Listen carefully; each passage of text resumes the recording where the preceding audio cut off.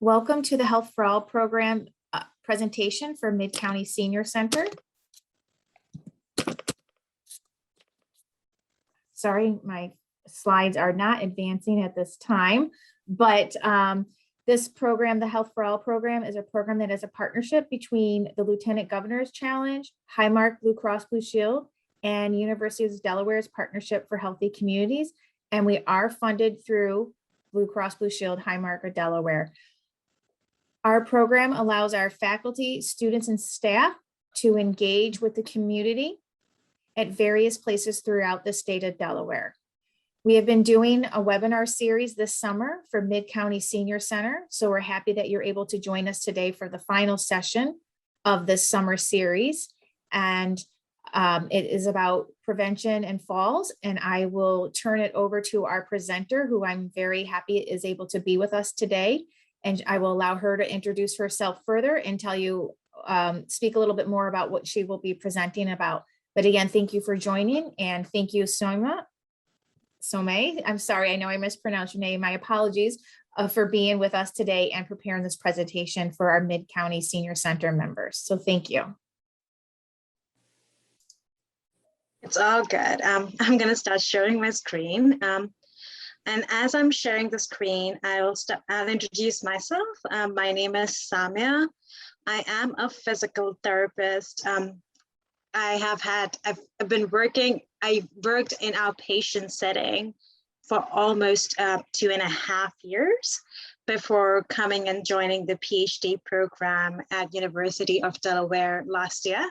My current research is in motor control and motor learning in people who have cognitive issues, older adults, and people who have had stroke. And we look at how the differences between people who have these conditions and how they learn new walking patterns, with the goal that we can improve rehabilitation outcomes in these populations by what we find from our research. Today, though, is something different. It's a little different from what I'm doing my research in and more closer to what I used to do as a physical therapist. I'm going to go into the presentation screen.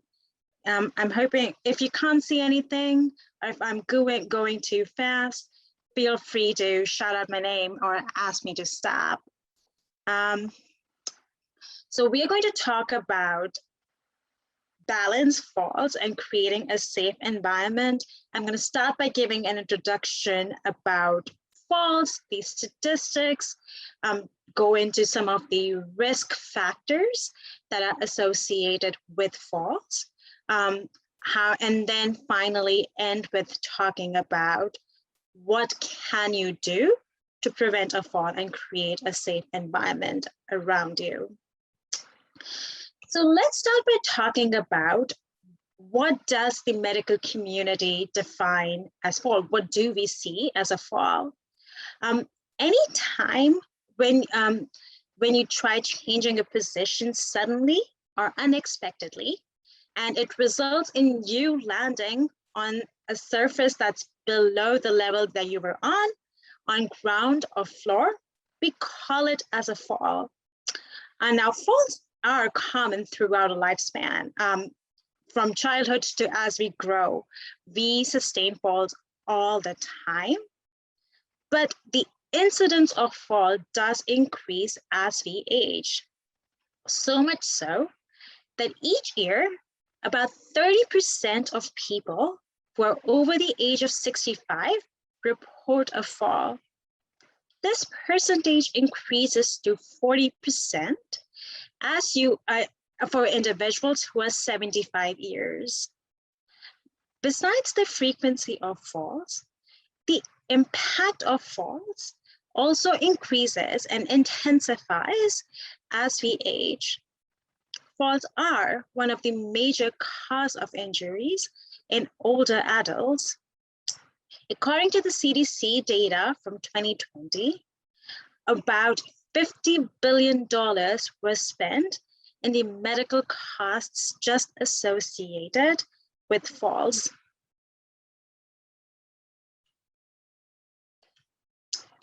Now, what are some of the direct results of falls? As one can imagine, when you have a fall, you have an injury. About 10 to 15% of these injuries are serious. Some of the most common injuries are your hip fracture, even your head injury. And as you would expect, if you've had a fall, pain almost often accompanies it. A lot of times, when we see falls in individuals who are over the age of 50 years of age, a fall which has resulted in a fracture or a head injury, or just resulted in hospitalization, can also result in lifelong disability, and sometimes also change in residency from home to a nursing home. While we just discussed some direct results of fall, there are also some indirect results of fall. We see these results irrespective of whether your fall was associated with an injury and you resulted in a hospitalization or not. One of the biggest results of someone sustaining a fall is fear of falling. But the research shows from surveys that most people who are afraid of falling will try avoiding a fall by self-limiting themselves. They can do so by trying to not be as mobile, because they think the lesser time they spend upright, the lesser the chances that they fall. They will also decrease their social engagements. This could be anywhere from not going to church as much as often as they used to, not going to visit their daughter because there are stairs that they have to navigate. All of these limitations, however, result in a physical decline, also associated with depression, as well as social isolation.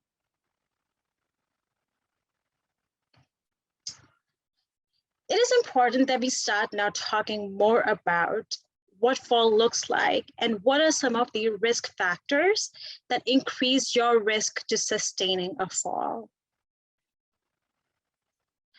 One of the most common risk factors that we've already talked about is age. Like we talked about, as you age, just because of some of the common physiological changes that happen over time, you are at an increased risk of fall. But there are also other medical conditions that do increase the risk of fall. For example, something known as an ear problem.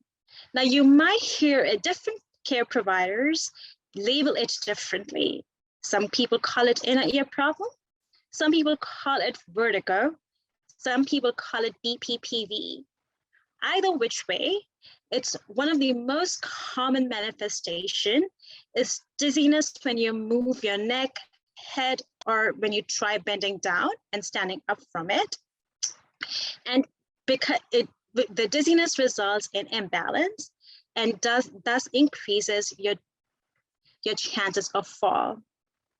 Besides an ear problem, there are also other medical conditions like stroke, Parkinson's, multiple sclerosis, even diabetes, especially the weakness, numbness, and tingling that is associated with diabetes.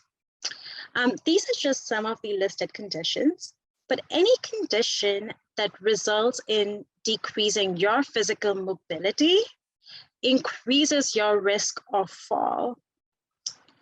We also have medications. As we continue to age, a number of medications start piling up. Each medication that you consume comes with its own side effects. So there are some medications that are more likely to make you dizzy and put you at an increased risk of fall and affect your balance than the others. So if you're on blood pressure medications or antidepressants, it does increase your likelihood. While I'm talking about these medications, in no way, please don't think that you shouldn't be taking these medications. There are ways you can go about taking these medications while also without jeopardizing your safety too much. And we'll talk more about it as we go into future slides. If you have muscle weakness, now muscle weakness could be a result of a couple of factors. If you have arthritic pain and you've changed the way you walk, if you had a surgery and that has affected your ability to walk, anytime you change the way you move, and it's different from the most efficient way you take, it automatically jeopardizes your balance and increases your risk for fall. As you will see, I've said it a couple of times, but decreased mobility, which also known as the sedentary lifestyle, will always increase the risk of your fall. If you have a history of falls, you're a lot more likely to sustain a fall. There are also other environmental factors inside or outside your home that can put you at a disadvantage of navigating your environment safely. Other than that, if you're someone who gets easily fatigued, that while we don't instinctively realize it, but that also increases your risk of fall, because when navigating through the environment, we always use certain amount of attentional resources to make sure that we can navigate our environment safely. When you're tired, or if you get fatigued and continue to push yourself, you overload those attentional resources and they can't efficiently function to scan your environment safely and decrease your reaction time to appropriately respond to any perturbations that you could respond to in an efficient and a timely manner, thus increasing your risk for fall. If you're someone who has cognitive issues, or if you have memory or thinking, there are also research shows that if you have memory or thinking issues, there is a possibility that you also have some attentional deficits or executive functioning deficits that can, again, increase the risk of your fall. Besides that, some of the other common factors include, but are not limited to, joint pain, depression or anxiety. If you wear inappropriate footwear that is too loose or too snug, if you don't wear any footwear, if you wear slippery socks, or use an inappropriate assistive device. I want to take a second, especially as a physical therapist, if you've ever been to a PT, you can emphasize how important using the right assistive device in the proper manner is important, because while assistive devices are meant to give you more stability, if used incorrectly, can also result in a fall. If you find yourself walking around your home environment, relying more on your chair and walls to give you stability, the likelihood that you actually need an assistive device is pretty high. And I recommend talking to your physician, primary care provider, or PT about it. Similarly, if you or your family member uses a cane or a walker, but rather than actually using the cane, you see yourself lifting the cane and walking, you are increasing your chances of tripping on the cane and falling down, and thus increasing resulting in a more fatal injury. Similarly, if you're someone who walks with a walker, but tends to pull on the walker while trying to sit up or stand down, can also result in an injury.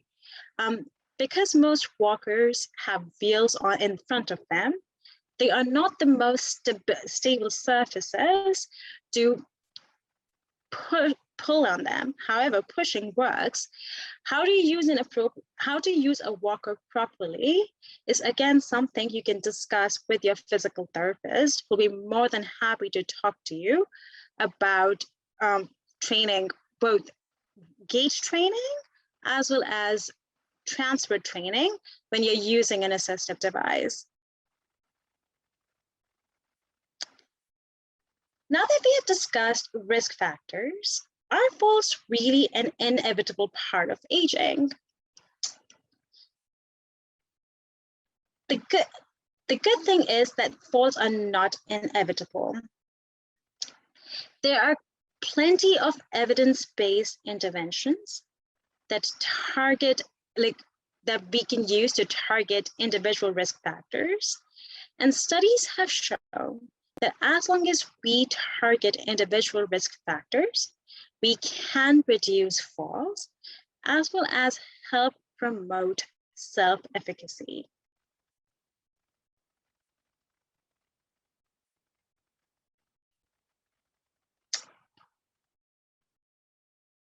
So now let's talk about how can you prevent falls.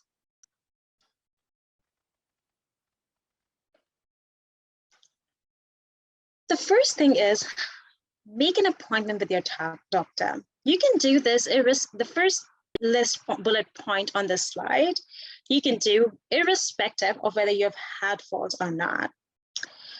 It's good to take a list of all the medications that you're taking, as well as if you are taking any over-the-counter medications, and sit with your primary care provider to sort of figure out and talk to them about how the medications interact with one another, and if there's side effects that get amplified because of you taking a combination of drugs. What we do know is if you're on 4 or more medications, it can place you at an increased risk of falls. While we know that, please note that I strongly suggest that you don't stop a medication on your own. Changing your medication should be an advice that should be recommended by your own primary care provider, because they understand, they are the best people to survey the benefit to risk ratio. And if they think something is appropriate, they'll be the ones either swapping a medication or weaning you off a medication.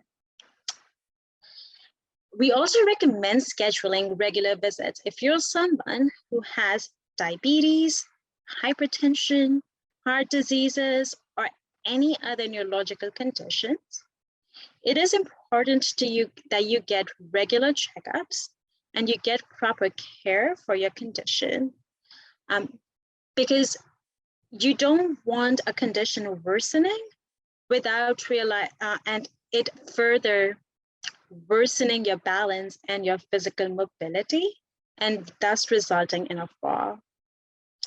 Sometimes falls are because of something as obvious as just visual issues or vision problems. So we recommend getting an annual visual checkup to ensure that there have been no new changes on your visual condition. And if there have been, you can get appropriate management and adapt to any changes that have taken place. You can also get a full fall screening. Generally, fall screening consists of a combination of tests that physical therapists and sometimes even physicians can use to sort of determine how big of a fall risk are you when you're ambulating in the community. This is a very quick assessment and generally can be done within an hour or so once you make an appointment. If you have sustained a fall, and it is recommended that you keep a good track of that fall before you go to your healthcare provider. The more information that you can provide your healthcare provider, the easier it is for them to figure out the root cause of what the fall was. It is important to understand that while all falls might result in a very similar outcome, the reason of the fall really differs. And the more information you provide a care provider, the easier it is for them to provide you a targeted intervention, thus resulting in a more successful outcome. Some of the things that you might want to keep a written record of after you sustain a fall and before you see a physician is: when was the fall? Where was it?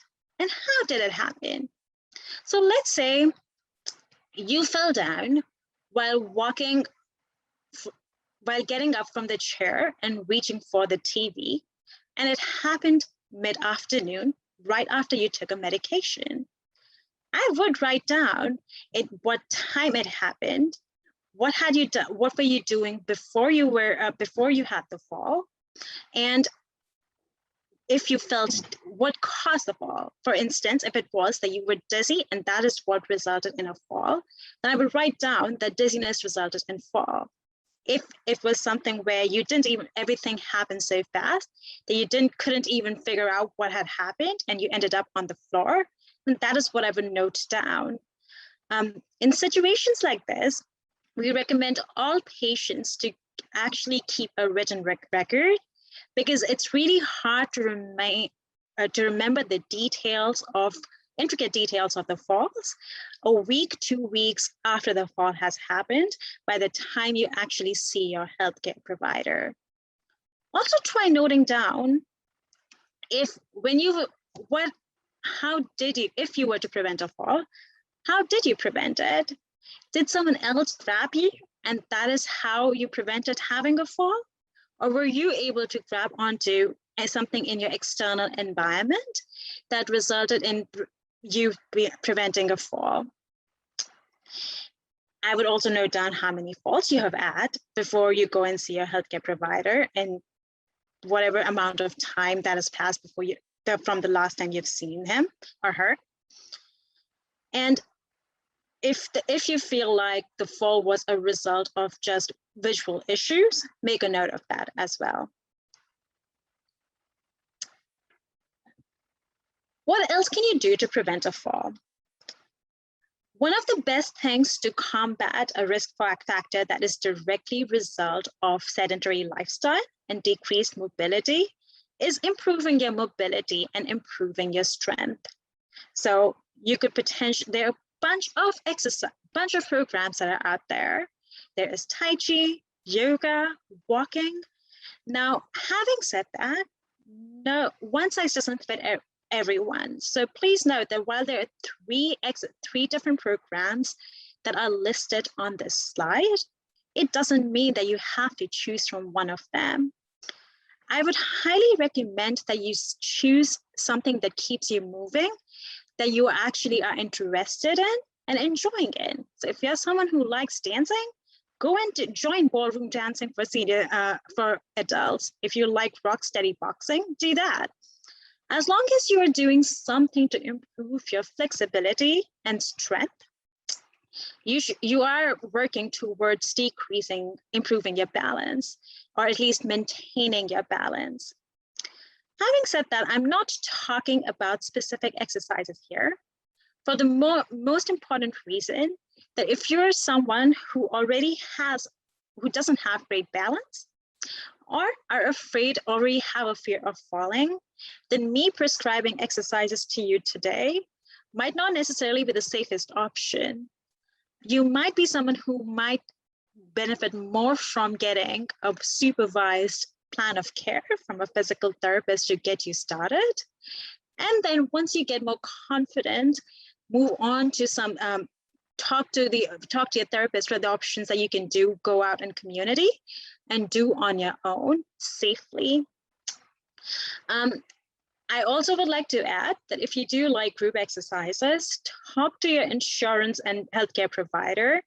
A lot of time, Medicare has options for senior centers, the senior members, where they would pay for your group exercise classes. So make sure you make the most and take advantage of those advantages. Footwear. We always get a question of, or I remember I always used to, a lot of my patients would ask me, what do you mean when you talk about shoes, and how do I determine what constitutes a sensible shoe wear, or how do I select an appropriate shoe wear? You want something that gives you maximum support. So we really highly recommend finding something that gives you a high back support so that your foot is completely enclosed in the shoe. Something that has a firm sole and a slip resistant sole. Something that has adjustable fasteners like Velcro or shoelaces so that you can get a snug fit. And if something is too loose, that doesn't give you enough stability and predisposes you at an increased risk of sustaining a fall. When you're looking at how high your sole should be, you want something that is less than 1 inch. You don't want something that's too high. So you don't want to wear high heels for a couple of reasons. One, if you're wearing high heel, it requires higher balance requirement. But also, it can also increase joint pain. So if you have arthritis, heels is not something that we recommend. At the same time, if you're wearing something that is completely flat-footed, it doesn't provide you any stability or support. I do recommend, and most therapists would recommend, that shoes are something that are worth the investment when you're looking for trying to improve your safety. Another thing that you could do is create a safe environment within your home. Now, you want to declutter your home such that any walkway that you commonly use there are no boxes or newspapers or electrical cords and phone cords where you could tangle and fall. You also want to move coffee table, magazine racks, and plant stands from any high traffic areas, the areas that you use frequently. While this seems like a lot of work for moving around in an apartment, especially if you've not had falls, all these coffee tables, magazine racks, and plant stands tend to have pretty sharp edges. So consider, if you were to lose your balance, it can really result into fatal injuries. So I would highly recommend considering moving them out of the areas where you're going to be using the areas that you tend to use quite frequently, and has a lot of, and also results in narrow pathways within the home environment. If you do have rugs and they are loose, we highly recommend taping them down to the floor or using a slip-resistant backing so that you don't trip onto the rugs. If you can't, or if it feels like a lot of work to tape your rug down or add a slip-resistant backing, then you are better off just removing the rug from your home than trying to navigate your way through around it.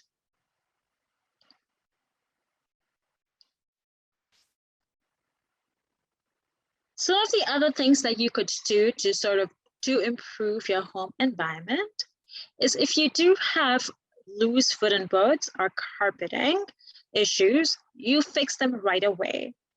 Now, having said that, I also know that in the clinical setting, a lot of people come and tell me that while it sounds great, it's not always possible to make the changes right away. And we completely understand that. In those situations, we recommend that you make that area, you don't use that area until you repair it if possible, or at least put a sign or a signal that reminds you that you need to be careful around that area, so that during times when you're not paying attention, you don't trip and fall. Something that again is very useful would be to sort of store your clothing, dishes, and food, anything that you use on a day-to-day basis within easy reach. It goes beyond saying that standing on the chair and reaching for pots and pans, or putting your even Christmas lightings away, puts you at a higher risk of falling down, no matter what age you are.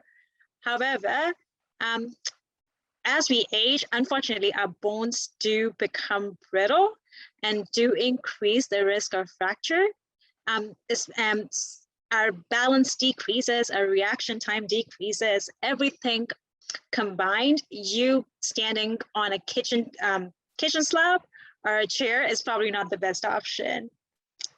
I also would like to say that if you have a rolling stools are not meant for standing. So please don't stand on them to reach for pots and pans, even if you feel like it's for a shorter while.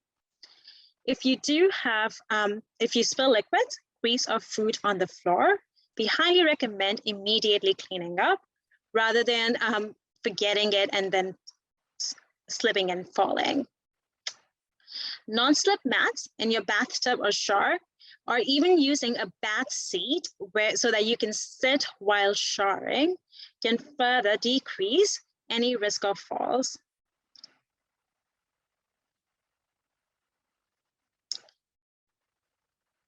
A lot of falls happen in the middle of the night. A lot of people will come and say, I fell down when I was trying to get up in the middle of the night, trying to go to the bathroom.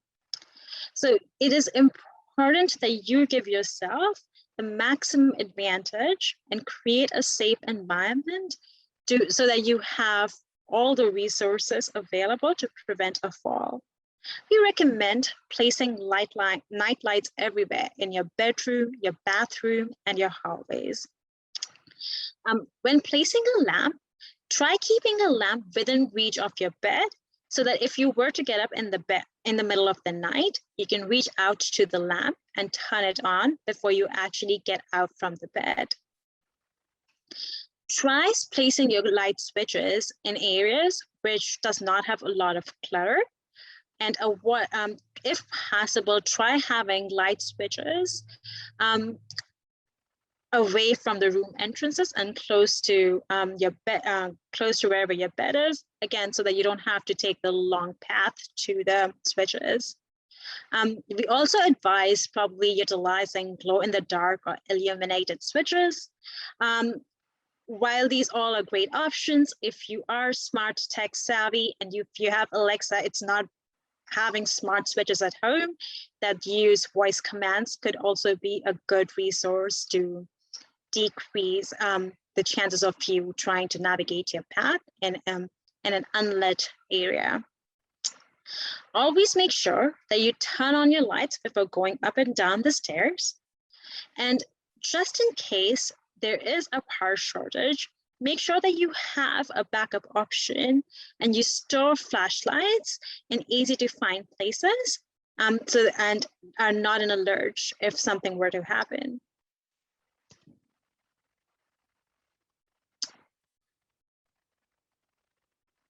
Now we talk about assistive devices. I think at this point I've already been I'm a huge fan of assistive devices, and I cannot stress the importance of using the devices appropriately and and utilizing them to the maximum of your advantage whenever you can.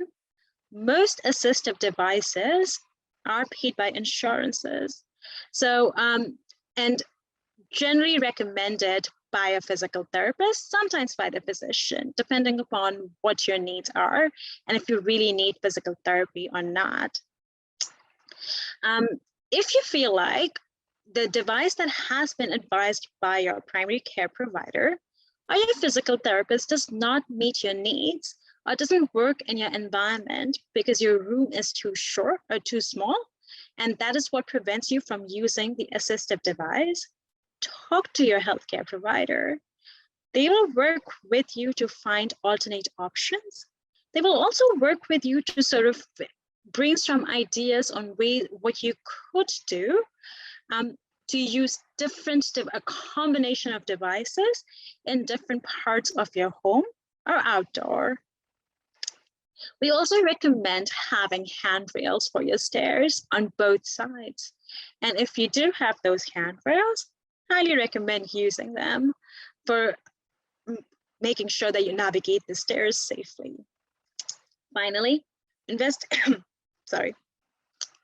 Investing in a bath seat that increases the height of your bathtub, of your toilet, can further decrease the physical demands and increase safety when you're using the toilet.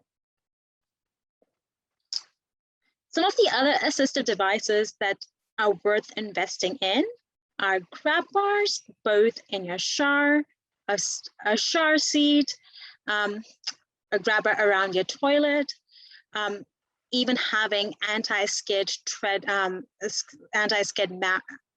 mats on your stairs to sort of increase the safety of your environment.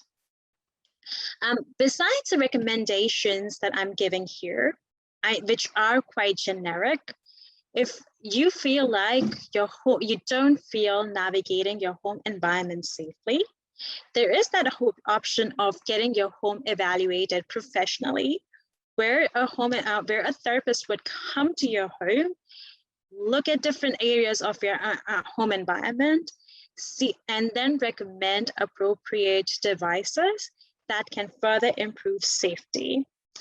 This is another visit that should be covered by your insurance.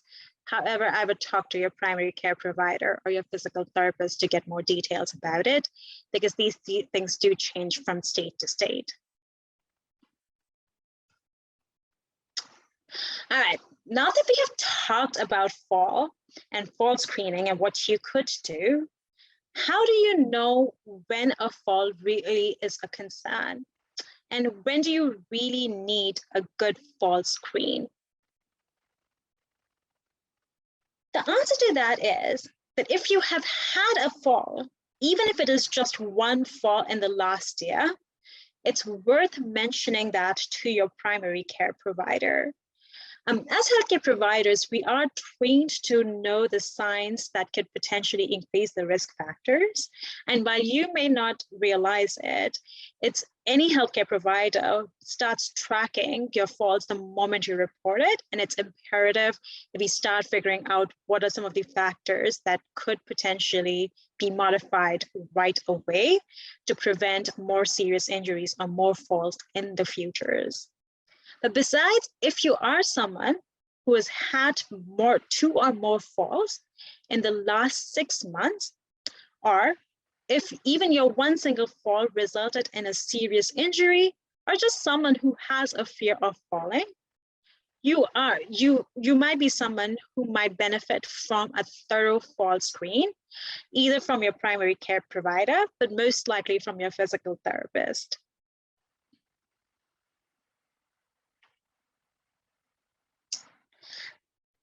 That is all I have about the fall prevention. I do want to talk about research at University of Delaware that we are conducting right now. If you are someone who has who's been diagnosed with mild cognitive deficits, we know that if you have cognitive challenges, that in general increases your risk for falls. So if you are interested in participating in research or being contacted about the research opportunities at University of Delaware, please feel free to contact me on this email ID. I can always pass my email address to Christine, and I'm sure she'll be more than happy to forward it to all of you. One of the ongoing projects that we are right now recruiting for, we are recruiting people between the ages of 50 to 85 years old. If you're a healthy adult who does not have any health conditions, we are trying to sort of measure how your cognitive skills and can impact your ability to learn a new walking pattern. So if you meet the criteria of being between 50 to 85 years old, with no memory issues, no medical conditions, and would be willing to attend 5 testing sessions lasting between 1.5 to 2 hours, feel free to contact me on my email ID. Similarly, we are also looking for someone between the age of 50 to 85 year old who has been diagnosed with mild cognitive deficits and or has memory issues. And if you're interested, you can contact me and we can talk more in detail about it.